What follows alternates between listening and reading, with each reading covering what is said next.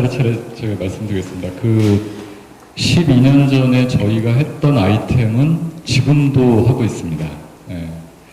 그런데 이제 그 옆에 이제 굉장히 많은 것들이 붙었죠. 그러니까 12년 전에 저희가 창업을 했던 아이템은 그 무선 인터넷에서 돈을 어떻게 받느냐라는 아이템이었었고요. 그때가 이제 CDMA가 처음으로 CDMA에서 이제 이 데이터, 무선 데이터 서비스를 이제 시작하는 시점이었습니다. 그래서 저희 나라가 CDMA를 최초로 CDMA 그때는 이제 EVDO 무선 데이터를 처음 시작했던 시기였고 여기 계신 많은 분들이 또 이거 저 양반 별로 재미없는 거 하네라고 하실 것 같은데 돈 받는 방법, 그러니까 과금이라고 하는데요. 여러분들이 지금 쓰고 계시는 WSDMA나 LTE의 과금 데이터를 저희 회사가 다 처리를 하고 있는데 그러니까 결국은 무선 트래픽을 우리가 어떻게 잘 활용해서 돈을 벌게 할 거냐라는 그 기술이었습니다. 그래서 그 당시에 12년 전에 우리는 대한민국에서 해외로 가지고 갈 수 있는 아이템이 뭐냐. 그게 이제 최초의 이제 무선 인터넷이라는 거였었고요. 그때 무선 인터넷 일본에서는 이제 아이모드라고 해서 그 컨텐츠 서비스에 대해서만 했는데 정액제였습니다. 근데 실질적으로 무선 인터넷을 종량제로 간 거는 그 당시에 이제 대한민국이 최초였었죠. 그래서 많은 사람들이 유선 인터넷은 공짜인데 왜 이 무선 인터넷을 돈 받게 만들어서 이렇게 나를 돈을 많이 쓰게 하냐. 그런 아이템이었는데, 이제 그걸 바탕으로 해서 지금도 이제 그 일을 하고 있죠. 근데 이제 말씀하신 것처럼 세상은 계속 변하고 있습니다. 세상은 계속 변하고 있었고, 그 와중에 저희 회사도 이제 상장 후에 M&A도 했었죠. 그래서 옛날에 이제 지금은 컴투스나 게임빌 다음에 업체가 그 지오 인터랙티브라고 하는 원래는 이제 거기가 모바일 게임의 원조였었죠. 한국에서는. 98년도에 창업을 했던 회사인데 모바일 게임 개발자가 한 100명 정도 됐었고요. 근데 이 스마트폰 시대가 온다라는 거를 알고 저희가 과감한 투자를 해서 M&A를 했습니다. 근데 한국에 아이폰이 늦게 들어왔습니다. 그러니까 저희는 아이폰용 게임을 열심히 만들어서 해외에다 막 앱스토어에다 올렸는데 한국에 아이폰이 한 2년 늦게 들어오면서 버티질 못했죠. 그러니까 피처폰 시절에는 게임 하나 개발하는데 1억에서 한 3억이면은 아주 충분히 좋은 RPG, MMORPG 게임을 만드는데 이게 스마트폰 가니까 10억씩 들어가요. 그러니까 이게 한 1년에 보통 한 10개에서 12개 정도 게임을 만드는데 엄청난 이제 이 스마트폰으로 바뀌면서 이제 감당이 안 되더라고요. 그래서 이게 내가 할 일이 아닌가 보다 그러고 이제 또 아주 좋은 모바일 게임을 하시겠다라는 게임 회사에 저희가 매각을 했었는데 그 이외에도 수많은 이제 신규 사업들을 했습니다. 최초의 어떤 창업의 아이템이 영원히 가는 건 절대로 아니고요. 사회는 변하고 있고 기술도 변하기 때문에 계속 뭔가 새로운 아이템을 찾습니다. 저희 회사도 역시 마찬가지인데 그렇지만 핵심 역량에서 너무 많이 벗어나지 마라. 그러니까 내가 뭔가 신규 사업을 찾을 때 가능하면 만약에 조금 더 과감한 생각을 한다면 이제 M&A를 해야겠지만 내가 갖지 않은 역량을 확보하기 위해서는 M&A를 해야겠지만 내가 가지고 있는 것을 확장하고 성장시키기 위해서는 내가 이미 가지고 있는 확보된 핵심 역량에서 조금씩 확장하는 전략을 취하라는 게 이제 교과서적인 얘기고요. 보통은 이제 어느 정도 자산이나 이제 투자를 받으신 분들은 내가 가용한 그 자산, 내가 가지고 있는 자산의 5에서 10% 정도를 계속 어떤 신규를 새로운 일을 하기 위해서 이제 투자해 나가는 그건 이제 회사나 어떤 아이템의 성격에 따라 틀릴 거고요. 그래서 조금 이제 실패하지 않는 방법을 쫓아간다면 이제 그런 어떤 룰을 이제 내가 지금 속해져 있는 어떤 업종에 따라서 이제 그런 룰들을 가지고 아마 신규 사업들을 하셔야 될 것 같습니다. 그리고 아까 코스닥 상장사 CEO 나쁜 점이 있는데 여러분들 중에 주식을 하시는 분들이 계신지 모르겠는데 증권 사이트 가면은 맨날 사장 욕을 이렇게 딱 이 새끼 저 새끼가 막 올라옵니다. 그래서 밤길 조심해라부터 시작해서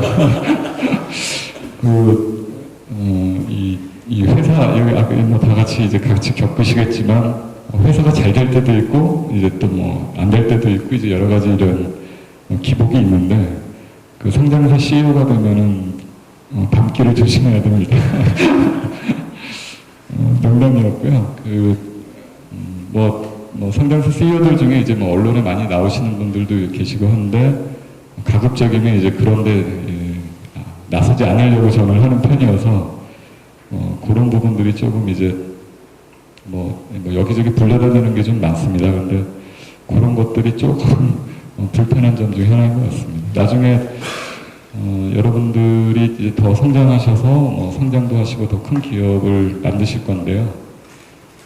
가급적이면 그러니까 실력으로 이 세상과 승부를 했으면 좋겠습니다. 보통은 언론하고 승부를 하시거든요. 조금만 이제 성공하시면 언론에다가 막 이제 과장된 기술과 과장된 제품을 설명하게 되는데 그게 오래가지 않더라는 거죠. 그래서 뭐 CEO 마케팅이라는 말도 있는데 이제 그거를 잘 활용해야 되는 영역도 존재하지만 가급적이면은 이제 있는 그대로를 가지고 세상하고 승부하는 게 좀 더 오래가는 길이 아닌가라는 뭐 개인적인 생각이 있습니다.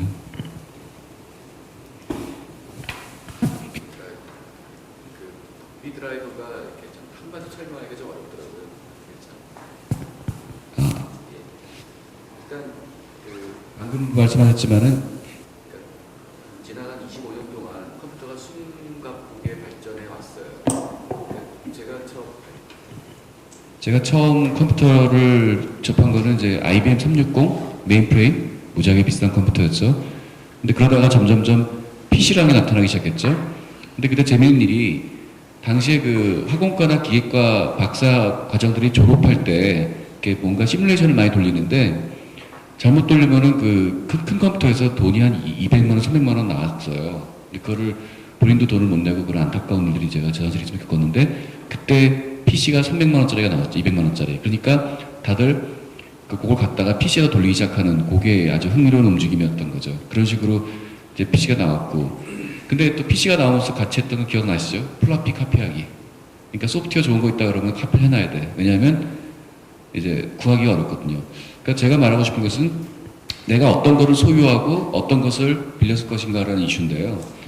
최근에 클라우드의 어떤 그 확산은 네트워크가 굉장히 안정되고 또 그런 서비스가 좋아지면서 이걸 내가 소유하기보다는 그냥 쓰면 되겠구나의 가능성이 높아진 거에서 기인한다고 생각해요. 근데 답변 생각해보세요. 한 2, 3년 전부터 USB 되게 편리하게 썼죠. 뭐 파일 옮길 때 USB를 카피해서 뭐 돌리고. 근데 점점점 파일이 커지면서 그 USB에다가 옮기는 게 조금씩 문제가 생기기 시작하죠. 바빠 죽겠어. 근데 자료가 점점 비디오 같은 게 들어가니까 막 이게 카피하는데 뭐 몇 분 걸리고 그러면 좀 현실성이 없어지기 시작해요. 그 예전에 제가 기억나는 게 90년 초인가 그 20메가 하드디스크 시게이트 한 30만 원 했습니다. 20메가가요. 지금 코스코 갔더니 3테라 외장 하드디스크가 18만 원 합니다. 약 10만 배? 그러니까 무슨 뜻이냐 그러면 지금 우리가 그 어떤 그 클라우드에 있는 디스크 스토리지를 쉽게 쓰고 그런 시기에 와 있는데 이게 또 바뀐다는 거예요. 제가 말하고 싶은 것은.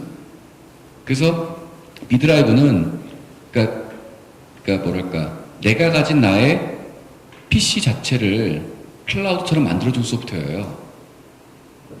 이게 의미를 가지는 게 아니 뭐 네이버 쓰고 구글 쓰면 좋은데 그 뭐 또 그걸 PC 켜놔야 돼라는 문제가 있는데 쭉 이제 커스터머 조사하다 보니까 이런 니즈가 있더라고요. 그 충무로 가면은 광고 하시는 분들이 많이 계시는데 이분들은 이게 동영상 같은 것도 뭐 500기가 1테라 그 정도가 있고 또 그래픽 이미지도 JPEG을 쓸 수가 없고 그러니까 컴프레션 안 한 걸 써야 된다는 거 되게 사이즈가 크대요. 근데 이걸 USB를 이렇게 옮기기도 뭐하고 또 그분은 협업을 해야 되니까 지금은 전부 다 웹하드를 쓰신다고 하더라고요. 근데 웹하드만 해도 올리고 내리고 뭐가 좀 복잡해요. 그러면 P2P처럼 뭔가 다이렉트로 이렇게 내가 카피를 하거나 혹은 원격 플레이하는 것이 있으면 좋겠다라는 니즈가 있더라고요. 그래서 비드라이브가 지금 현재는 약간 좀 이렇게 킥스러운 약간 그런 쪽으로 있지만 이게 세월이 감에 따라서 점점 사이즈가 커지고 하게 되면 이게 또 흥미롭게 진행되겠구나. 이걸 좀 기대하고 있는 면이 있습니다. 그래서 해보니까 재밌는 게 비드라이브 이런 거 있어요 하게 되면은 좋아하는 분들이 있어요. 좀 소수들. 근데 왜 좋아하시나 했더니 그분들은 뭔가 큰 파일을 갖고 계시는 분들이고 그걸 공유를 해야 되는 분들은 좋아해. 근데 그런 거 없이 그냥 이렇게 볼거리를 찾는 분들은 이거 갖고 뭐예요? 라는 질문이 들어와요. 근데 거기다가 이제 뭔가 소위 볼거리를 이렇게 카피를 해주면은 막 좋아해. 그래서 이게 저도 고민하는 게, 야, 이게 플랫폼이라는 게, 그러니까 예를 들어 네이버 그러면은 그 안에 뭐 글을 쓰는 사람, 보는 사람이 어우러져 갖고 이루어지는 것처럼 이 플랫폼이라는 게 서로 소비자와 그 공급자가 밸런스가 맞아야 되는데 그게 없는 상태에서는 이게 쉽지가 않구나. 그래서 좀 고민이 이게 단지 비드라이브가 스토리즈 끝난 게 아니라 무슨 컨텐츠 딜리버리까지 해야 되나? 그런 좀 심각한 고민을 갖고 있어요. 그런 기본적 속성이더라고요. 그래서 이건 좀 길었는데 전달이 됐는지 모르겠습니다. 어렵습니다. 예, 고민이 많아요. 저희 오늘 오시기로 하신 옴니 시스템 박혜린 사장님은 사실 그 얘기를 이제 본인이 하는 것 같아요. 사실 그 뉴스에 그 언론에 그 몇 번 그 박혜린 사장님에 대한 얘기가 좀 많이 나왔어요. 그래서 찾아보시면 좀 있는데 제가 알고 있는 선에서 근데 사실 우리 박혜린 사장님은 그 새로운 사업을 파운더 입장에서보다는 M&A로 사업을 키워오신 분이에요. 그러니까 여자 CEO이면서 M&A를 하는데 일단 어떤 아이템이나 이런 부분들에 대해서 실질적으로 경영에 대한 수완이 좋으신 것 같아요. 그래서 지금 현재 관리하고 계시는 회사가 14개입니다. 코스닥 상장사가 2개사. 그리고 지금 현재 옴니 시스템은 전력 계량 계측기 쪽인데 그쪽에 우리나라 시장 1위. 그래서 이런 부분들을 처음부터 이렇게 큰 업체를 경영을 이제 했다기보다는 이제 조그만 업체부터 했는데 일단 그 경영에 대해 굉장히 잘 아세요. 그리고 저한테 예전에 한 말이 있는데 자기 사업 인생에 대박은 없다.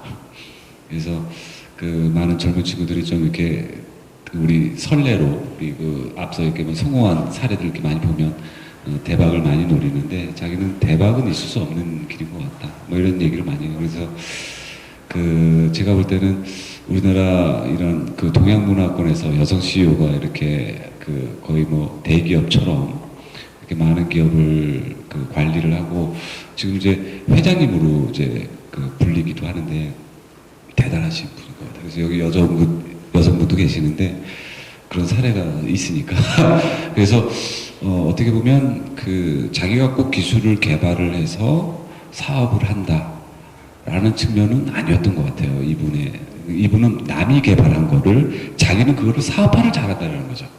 그러니까 사람마다 그 탤런트가 틀린 부분들이 있는데 지금 아마 여기 참석하신 분들 중에서도 혹시 내가 개발을 못하니까 나는 좀 부족하지 않나 뭐 이런 생각 전혀 가질 필요가 없을 것 같아요. 예. 예, 좋은 말씀 잘 들었습니다. 저기 지난 10월 13일 날 이 장소에서 세계 실패의 날 행사를 했었어요. 여기 와보신 분도 혹시 계실지 모르겠는데 특히 사업을 하다 보면 이렇게 뭐 성공하는 얘기 이런 데서 많은 교훈을 찾지만 또 성공만 하신 건 아니실 거라는 거죠. 분명히 그 중간중간에 실패도 있으셨을 거고 또 엄청나게 심각한 실패 혹은 좀 가벼운 실수들 이런 것들이 종종 있으실 건데 그 덕투 대표님께서 좀 몸담고 계신 곳에서 이제 경험하셨던 좀 가장 쓴 실패 혹은 뭐 여기서 얻은 교훈들 이런 것들을 좀 소개를 좀 해주시면 좋을 것 같습니다.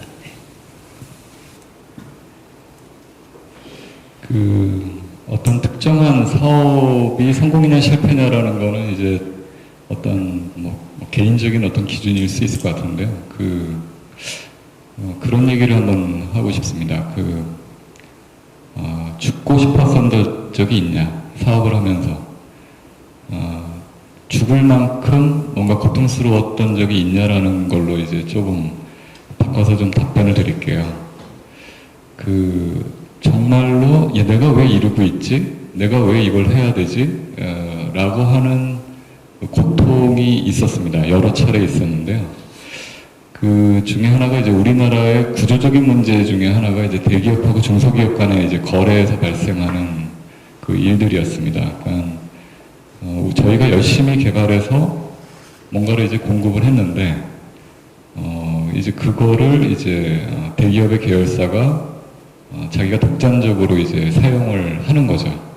그러면서 이제 영업 방해를 합니다. 그래서 내가 7, 8년 동안 뭐 수십 명의 직원들이 열심히 만든 이 소프트웨어를 아주 그냥 불법 카피해가지고 마치 자기 것인 양 이제 시장에다 내다 파는 이제 그런 것들을 겪어봤거든요. 그래서 이제 그런 부분들이 이제 개발자들을 힘들게 하고 이제 작은 중소기업을 힘들게 하는 거죠. 그래서 그 이후로 저 같은 경우는 대기업들하고 거래를 할 때 절대로 내고를 하지 않습니다. 무슨 얘기냐면 저희를 찾아와서 같이 하자라고 할 때까지는 저희가 먼저 대기업에 제안을 안 해요. 그래서 굉장히 한동안 영업적으로 어려웠었던 시절들이 있었고요. 이제 그런 것들이 보통 이제 최초 이제 창업 기업들이 보통 이제 조금 우리의 고객사 내지는 이제 중간에 있는 솔루션 개발사인 경우에는 이제 중간에 뭔가 중견기업이나 대기업을 껴서 어딘가 이제 공급해야 되는 그 과정 속에서 이제 나타나는 문제인데요. 그 부분은 뭐 내년부터는 많이 해결이 되리라고 보고 있습니다. 분명히 지금 뭐 후보 3명이 전부 다 공정거래를 외치고 계시기 때문에 그래서 우리가 버티고 가다 보면 이제 그런 부분도 많이 해소가 되겠구나라고 생각을 하고요. 제가 이런 말씀을 드리고 싶어요. 내가 죽기 전까지 해보지 않았는데 이거를 그만둘 거냐. 아까 그 3년 그 룰하고 좀 비슷한데요. 내가 과연 죽기 전까지 해봤냐. 그러면 죽으려고 어디까지 시도해봤냐라는 거거든요. 그러니까 아까 죽고 싶다라고 그랬는데, 어떻게 죽어야 될지를 몰라서 못 죽었었어요, 그때. 정말 열받아서, 내가 여기서 죽으면 사회적인 어떤 문제로 많은 사람들이 관심을 갖고 이 문제를 해결하겠지까지 이제 고민을 했었는데, 죽는 방법을 못 찾았죠. 그래서 결국 못 죽고 살아있는데, 지금 일을 하실 때 과연 내가 지금 하고 있는 일을 죽을 때까지 지금 하고 있냐. 뭐, 그 관점에서 좀 한번, 어떤 어려운 일이 있으셨을 때, 그렇게 한번 생각을 해보셨으면 좋겠어요. 내가 죽는 방법을 찾는 것보다 내가 죽을 때까지 일하는 게 오히려 더 빨리 죽을 수 있는 방법인 것도 같아요. 그래서 한번 그 말씀을 좀 드리고 싶었습니다. 그러니까 분명히 다 항상 성공하는 것만 있지 않을 거고 또 항상 실패하지만은 않을 건데요. 근데 분명히 나중에 뒤돌아서서 죽기 전까지 진짜 일해봤냐. 뭔가 그런 자부심이 좀 있었으면 하는 바람입니다. 그냥 저도 저희 직원들이나 뭐 저나 굉장히 항상 어려운 일들이 닥치지만, 옛날에 그 현대 정주영 회장은 그 직원들이 안 됩니다 그러면 너 해봤어? 라는 게 이제 그분의 그 장점이라고 얘기들을 하더라고요. 근데 만약에 진짜 우리가 힘들고 어려운 일이 있을 때 진짜 죽기 전까지 해봤냐. 그거를 한번 스스로 한번 되돌아보는 것들이 거꾸로 그게 더 힘이 되는 그런 계기가 될 수 있을 것 같습니다. 예, 좋은 말씀 감사드리고, 저는 사실 지금 이제 방금 말씀하신 그런 어떤 사활의 문제까지는 아닌데, 이제 인생의 위기를 겪은 적을 좀 말씀드려볼게요. 아마 40대 초반이었던 것 같은데, 이제 미국에서 리니지2 런칭하면서 한국의 개발 조직하고 이제 미국 여러분 잘 아는 우주먹튀 있잖아요. 리차드 게리오 팀. 그쪽 조직 간에 어쩔 수 없는 여러 가지 갭이 있었고, 제가 그거를 중재를 했어야 되는 입장에서 제가 별로 이렇게 고민하지 않는 공대생으로서 굉장히 단순하게 움직였었어요. 그래서 그 결과로 굉장히 고생을 했고, 열심히 일은 했지만, 결국 조직 실패를 겪었죠. 그래서 더 이상 이제 거기서 있지 않고 이제 한국으로 돌아오게 된 계기가 됐는데 뭐 그것 때문에 이제 뭐 좀 여러 가지 이게 좀 그런 있었고요 문제도. 근데 그때 이쪽에 패닉 모드예요. 자, 내가 굉장히 열심히 살아왔고 나름대로 굉장히 그러니까 내 사심 없이 정말 그냥 내가 옳다고 믿는 거를 했고 누구에게 어떤 악감정 없이 일을 했는데 왜 나한테 이런 그러니까 일이 벌어지는 건가 토사구팽인가라는 식의 그런 느낌인 거죠. 그래서 그때 이제 와갖고 뭐 이제 일종의 하나의 그 인생의 위기가 온 건데 그게 뭔지를 모르겠는 거예요. 중요한 거는 그걸 알면 하면 되는데 이게 도대체 뭐지? 근데 막연하게 그래도 어떤 계기로 그런 생각을 하게 됐어요. 그래 모르겠지만 이 또한 지나가겠지. 그 이 또한 지나가리라는 표현을 언젠가부터 저는 되게 좋아합니다. 이 또한 지나가리 어디서 나온 건지 아세요? 그 네이버 찾아보시면 되게 좋은 말이에요. 그게 뭐더라? 옛날에 제가 빠졌는데 그 솔로몬 왕이 다윗의 아버지 솔로몬 왕이 자기 그 부하 신하들한테 야 내가 좋은 때나 안 좋은 때나 보고서 나를 이렇게 뭐더라 도와줄 수 있는 마라를 찾아와라고 했대요. 그 신하들이 머리를 아무리 써봐도 안 나오는 거야. 아 솔로몬의 아버지 왕 다윗 왕이구나 뒤집었다. 그래서 똑똑한 그 아들 솔로몬한테 가서 어떻게 했더니 에이 이렇게 하면 되잖아 이 또한 지나가리라 그렇게 해서 나온 글이래요. 근데 참 그게 정말 기가 막힌 말인데 아무튼 그 또한 지나가겠지라고 생각을 했고 그러면 지나간 다음에 이 시기를 어떻게 하면 후회 안 할까에 대한 나름대로 좀 머리를 쓴 고민을 했어요. 이 또한 지나가겠지. 그래서 그거를 고민한 게 저는 이게 도대체 뭐가 잘못된 거를 찾기 위해서 좀 제일 먼저 주문한 게 대망이었어요. 소설 대망. 물론 고민을 했죠. 이 32권짜리 책을 내가 재미없이 못 보면은 도대체 내 인생이 뭔가라는 고민을 했는데 다행히 끝까지 봤고요. 뭔가 아는 것 같고 그러면서 조금 이제 이렇게 책을 보다 보니까 야 내가 이런 걸 모르고 어떻게 사람 속에 살아왔지라는 것들을 하나하나 알게 되더라고요. 그래서 갑자기 그 순간 스위치가 켜진 걸 느꼈는데 아 이래서 많은 회사에서 뭐 이렇게 간부들 책 보라고 하는 거구나 내지는 책이 그렇구나 저렇구나. 왜냐면 내가 다 겪어서 할 수가 없는데 제가 겪었던 거 굉장히 어려웠던 저 나름대로 굉장히 어려웠던 순간이었는데 그걸 보니까 아 이게 이랬구나 저랬구나. 그러면서 제가 눈을 뜬 거는 사실은 사람이었어요. 그러니까 그 전까지는 기술로 세상을 풀어보자라고 생각을 했었고 제가 공대를 간 이유도 원래 도대체 사람들이 모였으면 모르겠는 거예요. 저는 이 분위기 파악도 안 되고 어떻게 할지도 모르겠고 어른들한테 어떻게 인사하는지도 모르고 제가 이렇게 살갑지도 않아서 막 이렇게 안기지도 않고 그런 애여 갖고 그랬는데 살다 보니 어쩔 수 없이 사람 속에 던져진 거더라고요. 뭐 제가 20대 30대 때는 그냥 컴퓨터 붙들고 밤새면 되는데 40대 넘어가서 몰랐죠. 내 앞에 컴퓨터가 사라지고 컴퓨터를 만지는 사람들이 있더라고요. 그래서 그걸 몰랐다가 어느 순간 크게 얻어맞고 결국은 아 이게 사람에 대한 이해구나라고 깨닫기 시작했고 그때부터 약 10년간의 여행을 했던 것 같아요. 사람에 대해서.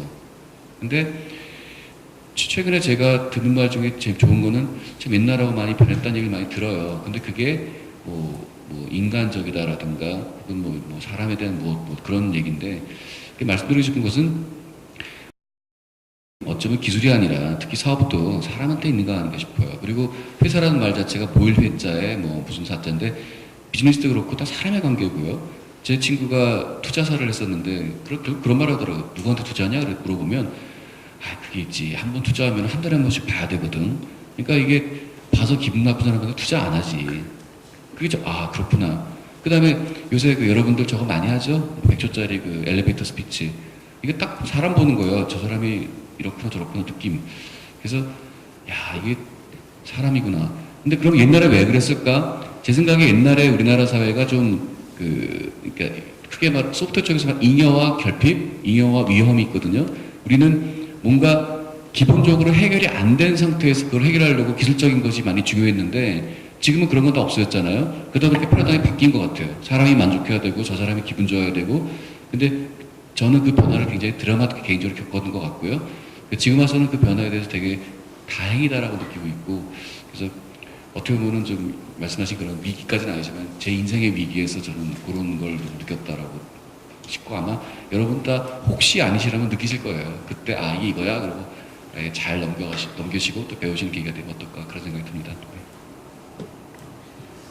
그 앞에서 두 분이 그 말 그대로 좀 그 교과서적이 그 부분에 있다면 제가 참고서적으로 그 알기 쉽게 사례적으로 좀 한번 얘기를 해드릴게요.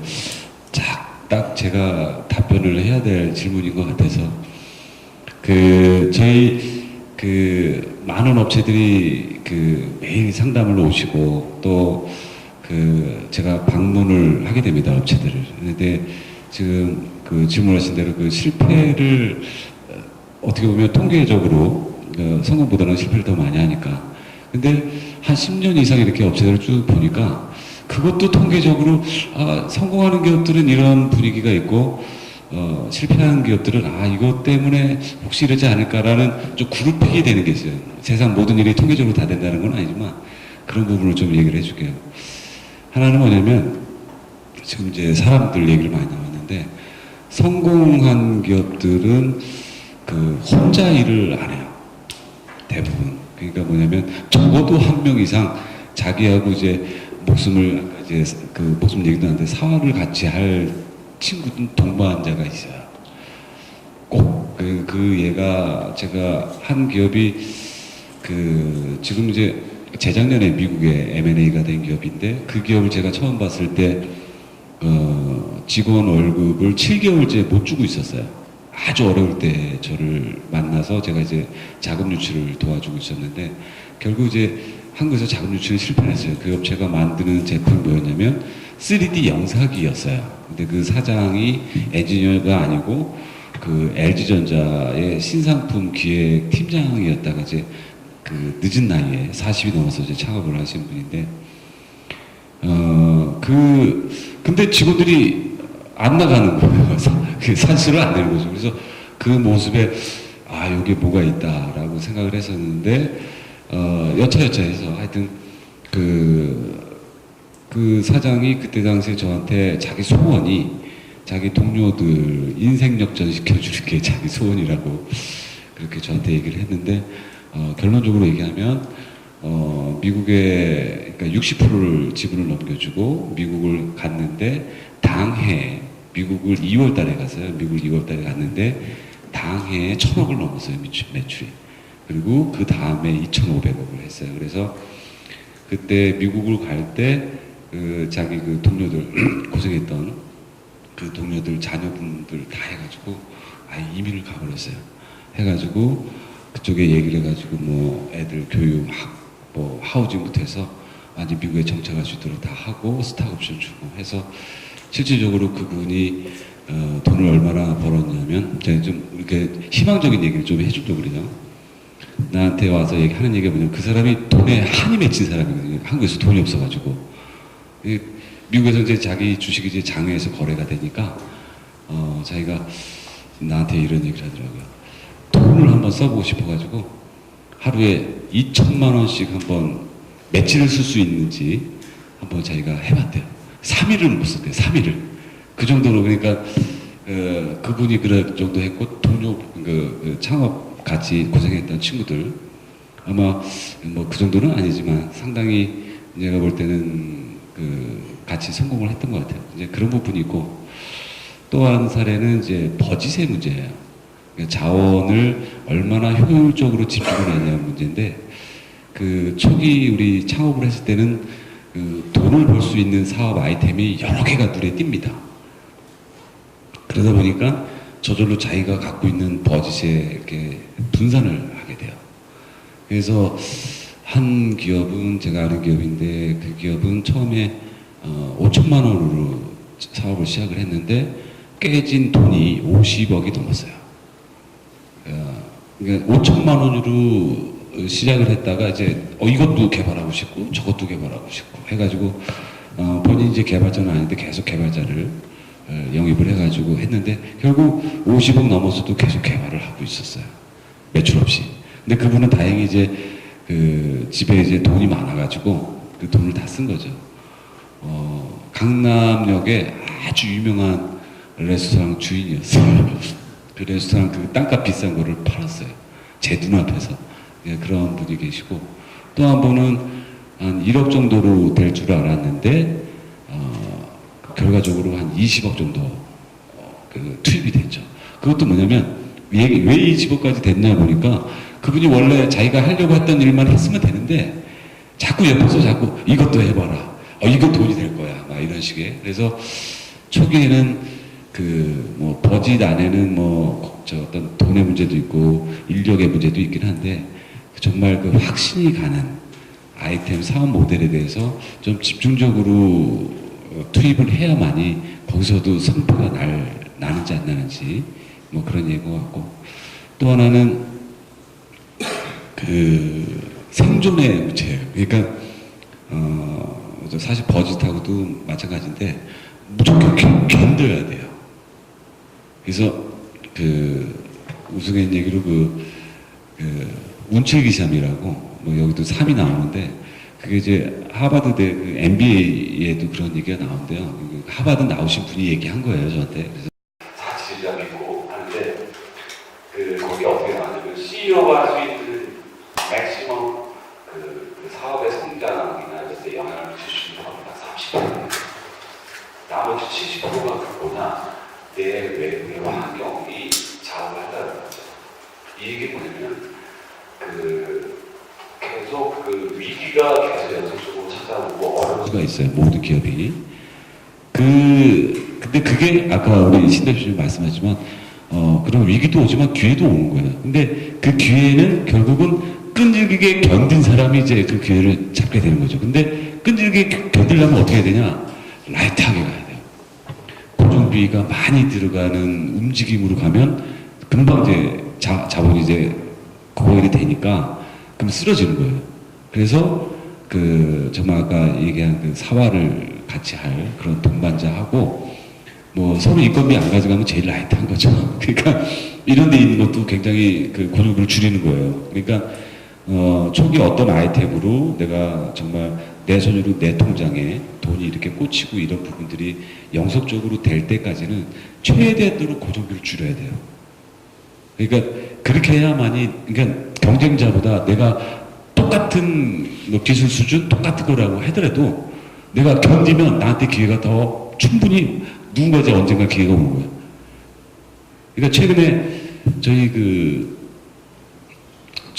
그 회원사 때 저희 회원사가 이제 홈쇼핑에 납품을 하고 있는데 거기서 그 같은 저 제품 동종의 제품 이런 회사가 있었는데 그 회사 것도 좋던데 사업을 한번 해보시죠 라고 해서 저희한테 문의가 왔어요. 그런 회사가 있다는데 나보고 그 회사를 찾아줄 수 있냐 이거죠. M&A를 하고 싶다고. 그래서 이제 알아봤더니 도산을 했어요. 그러니까 사실 그 기업이 도산을 하기 전에 그 홈쇼핑에서 좀 이렇게 물건 좀 우리 와서 팔으라고 얘기를 했었어야 되는데 그때는 그런 얘기를 안 했던 거죠. 결국은 도산을 하고 나니까 만약에 그 업체가 만약에 서바이벌을 했다고 하면 분명히 그런 기회가 또 올 수 있고 실제 저희 그 벤처 1세대, 2세대, 뭐 3세대 쭉 지켜보면 위기는 뭐 거의 뭐 10년 동안 위기는 거의 반 이상이 위기였다고 보고 그런 어떤 기회가 결국은 견디다 보니까 나중에 찾아오더라. 그거였던 것 같아요. 그래서 회사마다 다 실패 사례가 다 케이스마다 틀리겠지만 뭐 이 정도로 통계적으로 보면 좀 그런 것 같습니다.